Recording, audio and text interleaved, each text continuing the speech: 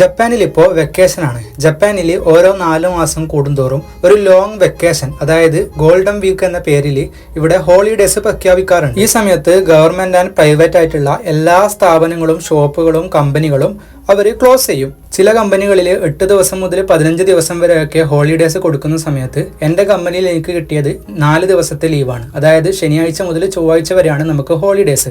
ഈ ഒരു അവധി ദിവസങ്ങളിൽ എംപ്ലോയീസിന് സാലറി ഉണ്ടാവത്തില്ല. ഈ ഗോൾഡൻ വീക്കുകളിലാണ് ജപ്പാനികൾ റിലേറ്റീവ്സിനെ കാണാനും ഈ സ്ഥലങ്ങൾ കാണാനും ജപ്പാൻ മൊത്തത്തിൽ എക്സ്പ്ലോർ ചെയ്യാനും ശ്രമിക്കുന്നത്. അതുപോലെ തന്നെ ഈ ഗോൾഡൻ വീക്കിലാണ് ഏറ്റവും കൂടുതൽ ടൂറിസ്റ്റുകൾ ഒഴുകിയെത്തുന്നത്. ഈ സമയത്ത് ഏറ്റവും കൂടുതൽ ക്രൗഡായിട്ട് നിങ്ങൾക്ക് ടോക്കിയോ, ഒസാക്ക എന്ന് പറയുന്ന സിറ്റികൾ കാണാൻ പറ്റും.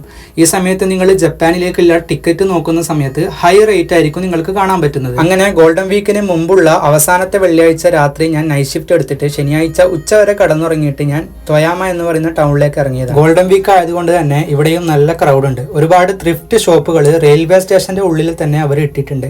ഇതൊന്നും ഞാൻ മുമ്പ് വന്നപ്പോൾ കണ്ടിട്ടില്ല. ഒരുപാട് ബ്രാൻഡഡ് കമ്പനികളുടെ യൂസ് ചെയ്തിട്ടുള്ള ക്ലോത്ത്സ് ആണ്. ഞാൻ വെറുതെ ഒന്ന് പ്രൈസ് നോക്കിയപ്പോൾ 3000 to 5000 എന്നൊക്കെയാണ് ഇവിടെ കാണുന്നത്.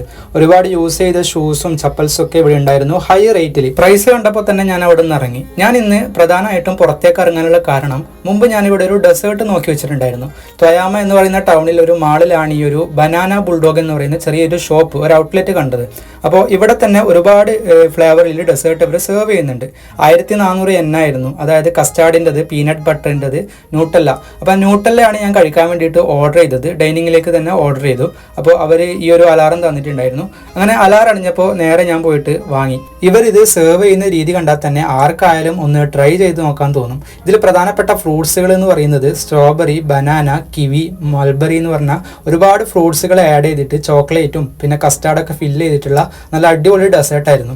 കഴിച്ചു നോക്കിയപ്പോൾ ഞാൻ കുറച്ച് കഴിക്കാൻ വൈകിപ്പോയോ എന്നായിരുന്നു എനിക്ക് ഡൗട്ട് ഉണ്ടായിരുന്നത്. നിങ്ങൾ ജപ്പാൻ കാഴ്ചകൾ കാണാൻ ഇഷ്ടമുള്ള ആൾക്കാരാണെങ്കിൽ നമ്മുടെ ചാനൽ ഒന്ന് സബ്സ്ക്രൈബ് ചെയ്ത് വെച്ചോ.